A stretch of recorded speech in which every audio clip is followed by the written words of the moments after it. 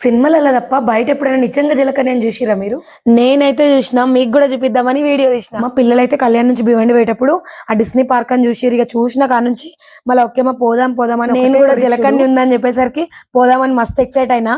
కానీ మస్తు అనిపించింది, ఇట్లా నిజంగా మనుషులనే ఇట్లా జలకన్యలాగా రెడీ చేసి వాళ్ళను వాళ్ళకి ఇట్లా కళ్ళకు పెట్టుకొని. కానీ మస్తు కష్టం కదా వాటర్లు ఉండు, జరసేపు ఉండి ఇట్లా ఎంటర్టైన్ చేసి మళ్ళీ మీదకి పోయి వాళ్ళు ఇట్లా శ్వాస తీసుకుంటారు. అయితే ఆ జలకన్యను చూడాలని మాత్రమే పోయినా. కానీ లోపలికి పోయినాక సెల్ఫీ పాయింట్లు అయితే మంచి పెట్టిర్రు. ఐ లవ్ భివండి అని కూడా పెట్టిర్రు. మస్తు అనిపించింది అది నాకు. ఎగ్జిబిషన్ అయితే మాకు ఏం కొత్త కాదు, ఎవ్రీ ఇయర్ వెమ్లవాడలు పడుతుంది శివరాత్రి టైంలో.